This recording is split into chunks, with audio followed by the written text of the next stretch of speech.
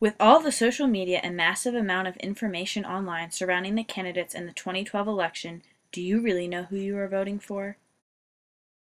How can we tell if the man behind the screen is who he claims to be? The candidates in this election could make or break their image solely based on what we see online. In Andy Clark's novel Natural Born Cyborgs, he makes the claim that technology is an extension of our brain.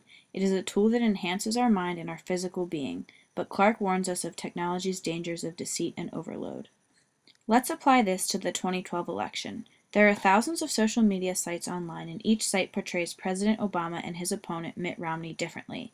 Clark says, there is the constant availability, via the Google-enhanced web, of more information about just anything at the click of a mouse.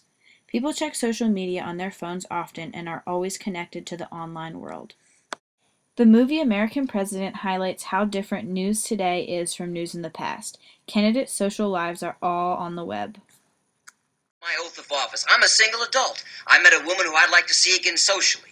Now, how is that different from what Wilson did? The difference is he didn't have to be president on television. You said it yourself a million times. If there had been a TV in every living room 60 years ago, this country does not elect a man in a wheelchair. So what are you saying? I'm saying we'll take a hit. How big? I don't know, 5 points, maybe more. 5 points? We're sitting here talking about 5 points? Could be more. I drop 5 points and Wisconsin doesn't make it to the Rose Bowl. 5 ball in the corner. Do you want me to have Kodak put together some numbers so we know what we're talking about? Yeah. No. I don't want to check a polling sample to see if it's okay, like I'm asking permission to stay out an hour past curfew. This is not the business of the American people. With all due respect, sir, the American people have a funny way of deciding on their own what is and what is not their business. Not only do American people know the business of politicians, people from all over the world can find out. But as a voter, we have trouble distinguishing what is real and what is fake. Is the person behind the screen trying out a new persona in order to please voters? Social Media Week's website says that close to 90% of Congress is on Twitter, with only 15 to 20% of Congress members tweeting themselves. Often, we don't know who is behind the screen. Consider this. You are a girl on Facebook with a Facebook account interested in a relationship with a boy who is also on Facebook. You monitor your account to make sure each picture tagged and added on your wall looks pretty. You update your likes to the likes of the person that you are interested in. Say he likes the singer Pitbull. You go to that page, you like him.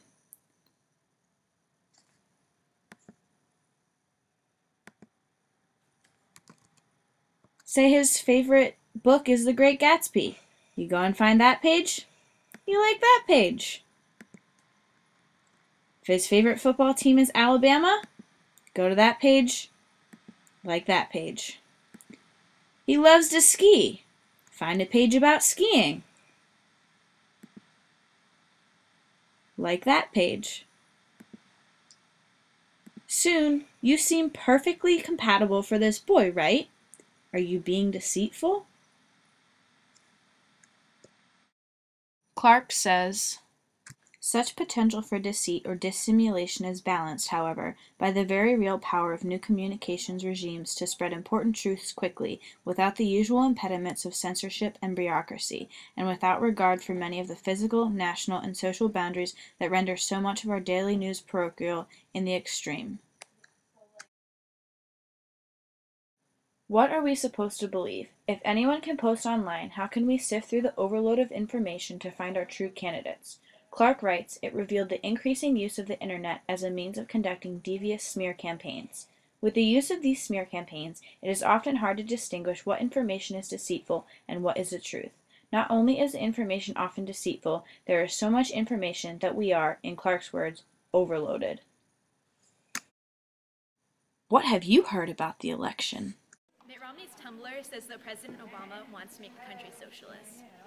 Twitter, I read in under 140 characters that the reason why Mitt Romney wants to cut funding to PBS is because Big Bird beat him out for the quarterback spot in his high school. On Twitter that Obama is a terrorist.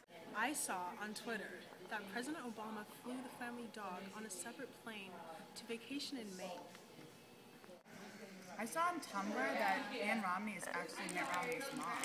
So, I read on a Tumblr page that apparently a large branch of Mitt Romney's family is in Mexico because his grandfather moved his whole family in Mexico to avoid being prosecuted. I saw on Facebook that Mitt Romney's son said that they go on fishing trips and have beers, but they don't drink the beers, they just hold them.